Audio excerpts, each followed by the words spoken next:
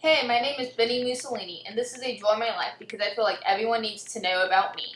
If you are wondering why I sound like an American teenage girl, well, don't. I was born on July 29th, 1883, in Italy. My parents had three kids after me, and they were both part of the Socialist Party. I made pretty good grades in school, but I had trouble obeying authority, like all dictators do. I've been expelled from several different schools for bullying, which was dumb because I'm great and those kids, I fully deserved it. I did go into a teaching career for a short time. I was an elementary school master in 1901. By 1903, I left Italy and moved to Switzerland because I didn't want to have to serve in the military. Who wants to serve in the army and take the chance of dying? Not me. The Switzerland police arrested me for spreading socialist propaganda, and I was sent back to Italy, where I had to enlist into the army and had to serve 2 sucky years. This really kind of sucked, but after serving, I continued to spread my socialist ideology. I supported World War I and eventually gained several followers, even though the war was against socialist ideology. So the socialists kicked me out. But that's okay, because I eventually created my own party called the Fascist. Y'all should join because who wouldn't want to be a fascist? I continued to gain more and more followers. By 1921, I had my own private army like all dictators have. They were called the Black Shirts. My followers called me Il Duce, which means the leader in Italian, because I was a bomb leader. In late October 1922, my fascist party attacked the king, which intimidated him to the point where he made me the prime minister. This created a hierarchy, but we all know who is in power. Me. I set up a new government after I took control. I had passed several laws to build my reputation as leader. By 1925, my fascist dictatorship had begun. One of the sayings I like to tell the people of Italy is believe, obey, fight.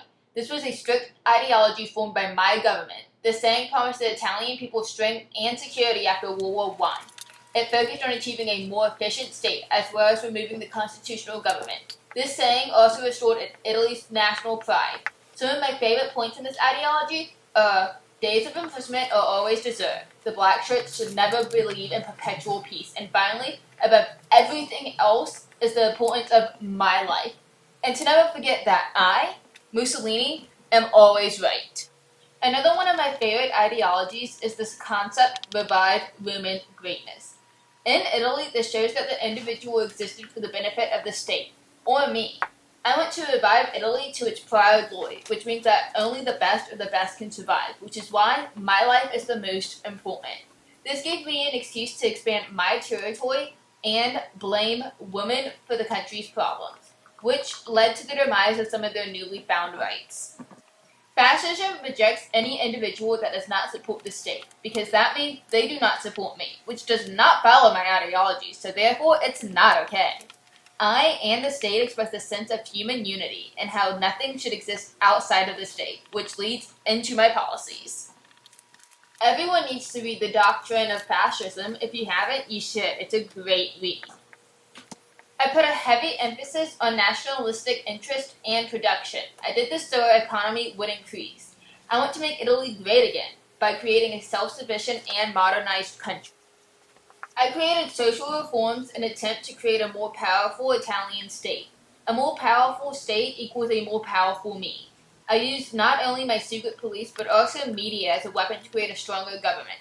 I used propaganda to indoctrinate my youth into my military and political forces. I restricted the education system and replaced all historical materials with pro-fascist materials. I banned several, if not the majority, of books that did not line up with my fascist ideology. I also enforced the Education Act of 1923, which was successful at maintaining a high literacy rate and a decent standard of learning while keeping a fascist mindset. I also created a labor charter, and it passed in 1927. This promised to bring the government, employers, and workers together into one group. Italy has to be united to become great again. I recognized all of Italy's industries into 22 massive corporations, so that all metal industries were in one corporation and all agricultural industries were in another corporation, and so on. Each of the 22 corporations are given a virtual representation in the government, so they aren't really represented, but if I'm able to say they are, it's all good. Nobody will rise up against me. I thought this charter was good because it allowed all workers to be provided with health and accident insurance, as long as the workers don't go on strike for anything, even if the employers or government officials discriminate against them, because that goes against the fascist ideology. This charter is very successful throughout my reign as dictator. I also designed a war on wheat, which was essential to increase the production of wheat within Italy. The goal for the war on wheat is to create Italy to be a self-sufficient state. So my secret police forced farmers to optimize wheat over all other crops because who needs tasty tomatoes for spaghetti or grapes for wine? In doing this, the grain production almost doubled while all the imports decreased by 75% because the meats, veggies, and other foods were foreign imports that caused the prices for those things to increase. This damaged the Italians' economy, but no need to fret over the little things. I fixed it all with the war for the lira.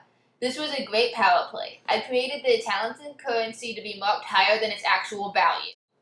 This was viewed very positively by the Italian people, but quickly became a major problem, because, you see, the foreign traders realized that the buying price of Italian goods were greater than what the products were actually worth, so a lot of the smaller businesses and companies in Italy were being overtaken by larger corporations. So yes, this is a complete failure, but it's okay, because it worked for a few months, and Italy will be great again. Many people, as expected, were against fascism, and against me. My black shirts and secret police quickly took care of people or organizations who opposed me. I still remember an irrelevant guy from a publishing company who condemned me. My fascist followers quickly murdered him, setting an example to other public sources about sharing their opinions on fascism and their opinions on me.